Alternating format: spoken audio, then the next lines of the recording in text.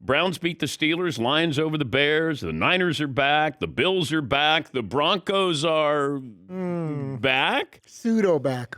A lot of field goals, not enough touchdowns. Okay, but bottom line was what, Todd? They won their fourth straight, and they're remarkably better than they were in the beginning of the season. Yeah, Russ is cooking.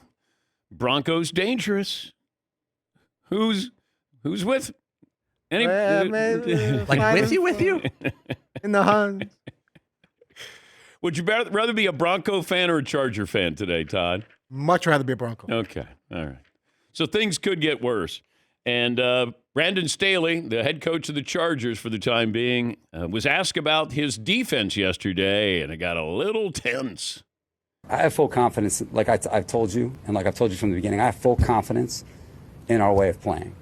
Full confidence in myself as the play caller, in the way that we teach, in the way that we scheme. Full confidence in that. We got to bring this group together and do it consistently, okay? And that's where it's at. So you can stop asking that question, okay? I'm going to be calling the defenses, okay? So we're clear. So you don't have to ask that again. All righty. Just to follow up, Coach, real quick. The defensive Now, calls. who's calling the I can stop asking it, but I'm not going to. So what about that? Poll question is going to be what, Seton O'Connor? By the way, this is an average Green Bay team. This is where there's no snow. Weather wasn't an issue. It's not the frozen tundra yet. Chargers got to get a win here. Got to be able to play 4 quarters for a change. All right, Seton, what kind of poll question are we going with? Dan, we're going with one of our favorites. Who had the worst weekend? Ooh. Who else is on the list today? The Steelers are on the list, Dan. They didn't have a great weekend. All right, you lose to a third-string quarterback, and that defense is still great, and you can't score any points. Granted, Cleveland's defense is really good as well, but given the news, Deshaun Watson's out, Dorian Thompson-Robinson, his second start, first start was terrible, and goes in there and just manages the game. That is a bad loss for the Pittsburgh Steelers. Give credit to the Browns. I'm going to give credit there. I know we're skewing negative to start. Infighting. It's always fun. Okay. Let's see. You have, Brandon Staley, he's had a bad weekend for about 3 years straight. It seems like. Yes. It feels like there's been speculation about his future for quite some time. And you're probably going to have an opening there. Imagine, now I don't know what happens at USC with Lincoln Riley. They're not going to fire him, but would he take another job? Chip Kelly had the win against USC. Are they going to fire him, even though his record has been average there at UCLA? Then you have the Chargers probably going to have an opening there as well. Okay. Which feels like not a story anymore. The Chargers they might have an opening soon. Yes. Yeah. Who else is on the list? The New York Giants. They are sort of a living bad weekend. That's a horrible win. What are you doing? You got Tommy DeVito. Use guys. Us guys. Hey, use guys. Beats use guys. Tommy DeVito. Yes, Paulie. A week ago, Dan, your New York Giants were settled in the 2 spot for the NFL draft. What are you doing? It was Drake May, Caleb Williams. Your problems are solved. Now they're in the 5 spot. Terrible win. Terrible. DeVito. Did we find out if Marissa Tomei's character in My Cousin Vinny, wasn't her last name DeVito? Yes, Marv. Her full name was Mona Lisa Vito. Oh, Vito. Darn Mona it. Lisa Vito. Mona Lisa Vito. You weren't positive. She was great, wasn't she? She was spectacular in that movie. Are you sure? Yeah. Oh, I'm sure. Doesn't have pause attraction. They were. Who else is on that list, Seton O'Connor? There's one more, Dan. The media that buried Russell Wilson and Sean Payton. Yeah. Maybe you should apologize. Our favorite thing. Yeah. To look back after the fact and point out everyone that was wrong. Not us. Just everyone else. No. Even though Russ hasn't come on the show all season long. Is this option, Paul, suggesting that they weren't deserving of getting buried? Yes. Fair question. We should have been more patient with them and been like, let them right the ship. Yeah, a little bit. I think, when you have a brand new coach like Sean Payton, who has a pretty good track record, and Russell Wilson, who had 10 Pro Bowl type seasons and one really bad one, you'd think he'd be patient, but you could find articles from a month ago that said, We read those articles. we read them. Sean Payton, the NFL has passed him by.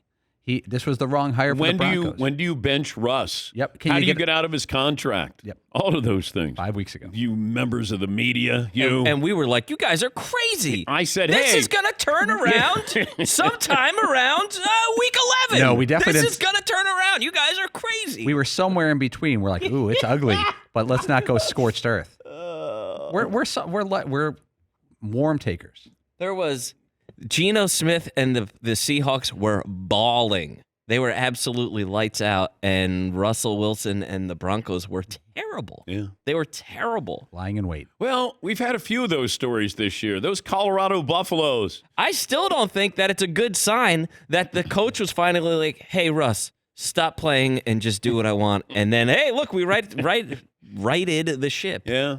Yeah. I don't know that that's a positive either. Well, it feels like he is managing him a lot more.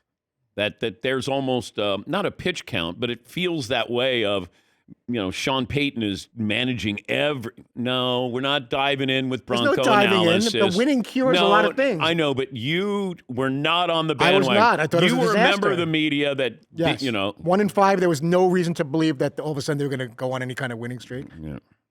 And it could still end in disaster. There's 7 more games to be played. They're 5 and 5. They're in the hunt in the middle of a bunch of average teams right now. They could have easily lost the Bills and Vikings Could have games. easily Then been 27-23 instead of 34-35. No, but what would we be saying today if they just barely lost to the Bills and just barely lost to the Vikings? It could have gone either way. We're going to the go last 2 11 weeks. for 16, 3 picks instead of... They'd be 3 and 7 right now. We'd be saying the same things we said about the 1 and 5 team. Okay. You lose 70-20 instead of 20.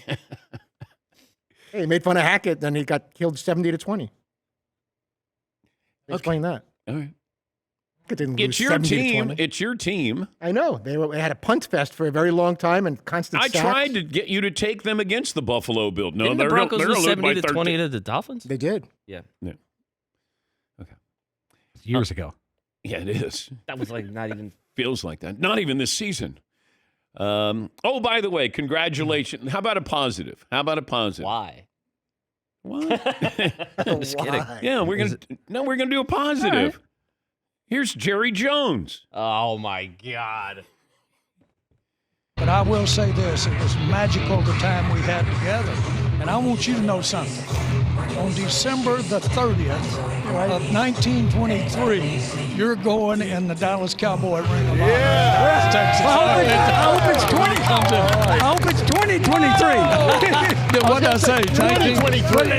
Well, it is 2023.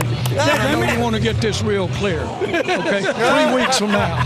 4 weeks from now. All righty. Finally, Jimmy Johnson has done enough to get into the coveted Ring of Honor with the Dallas Cowboys. Did he have a good show on Fox? Like, what did he do recently where you go, nope, now you get into the Ring of Honor there. Jimmy, congratulations. Cowboys are on the road in Carolina, and all of a sudden, now is where Jerry brings in Jimmy Johnson into the Ring of Honor. Congratulations, Jimmy. Well deserved. Yes, Todd. It does seem like 100 years ago that he should have been allowed into the Ring of Honor, so I understand the little slip up there. It does. No, you're absolutely right. But I'm going, oh, my God. Why? Why now? I mean, thankfully, they're doing it while they're still alive. One's 81 and one's 80. Yeah, Paulie. Was Jerry Jones trying to wait out Jimmy Johnson? And I'm barely kidding. It breaks my heart to have to do this like- now. Once Jimmy turned 80, he's like, maybe he's not gonna. Maybe he's sticking around for a while. I better put him in the Ring of Honor. Hey, nobody's having a better life than Jimmy Johnson. Right. There's no stress. So it's not like, I think Jerry's like, he's going to outlive me. Yeah. But great. He's going into the Ring of He's Honor. been in the Yachting Magazine Ring of Honor for decades. Drinking beer. Yes. Fishing Ring of Honor. Margaritaville. Yeah. Yeah, he can be the new Jimmy Buffett. So congratulations. Jerry finally figured out that now's the time. And Why? I have no idea. I'd love to know.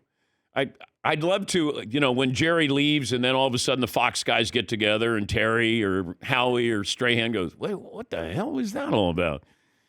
Yes, Tom. Imagine if Jimmy would have put him on the spot right there and then. Well, I'm going to ask the question that everybody wants to know. Why now, Jerry? Just put him on the spot right there. What if he said, you know what? I don't think I'm ready to do it now. How about we wait till next year? Can we do it next year? December 30th, you're going into the Ring of Honor. I'm going to pass actually on that honor. I got the gold jacket. I don't need the Hall cowboy of Fame. thing. I'm in the Hall of Fame, Jerry. I actually had a vacation booked for that weekend. I'm going fishing. Short work week for the Jets. That ought to help. They got the Dolphins coming up. Zach Wilson got benched and was asked this question. What was your reaction when they pulled you out? Yeah, frustrated, but I get it. Got to score, got to be in games. When it's consecutive weeks of just doing nothing on offense, we can sit here and say last week we moved the ball, but we're not scoring. Essentially, it comes down to you got to score points. So when things aren't getting done, changes got to be made, and I understand that.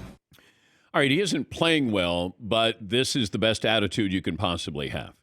And you can stay in the league as a backup quarterback.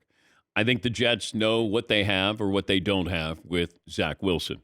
The question is, do you let him continue to play? And if Aaron Rodgers somehow miraculously comes back for the last 2 games of the season, is there a reason for him to come back other than to showcase his recovery from his surgery?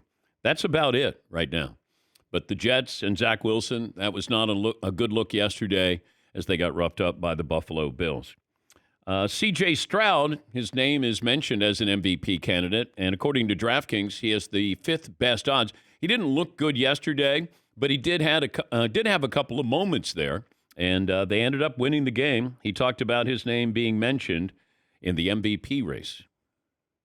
Hopefully, man, I keep playing good and keep putting wins together, and that's definitely, of course, in my goals, not only for this year, but, for every year. But, at the end of the day, I'm focused on one play, one game at a time.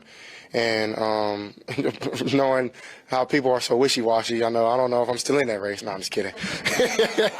I'm kidding. But, man, I think this game, man, it's the testament of, who is going to not blink and who's going to just keep going. And for me, that's how kind of the adversity that I've been dealt, not only in my football career, but in life.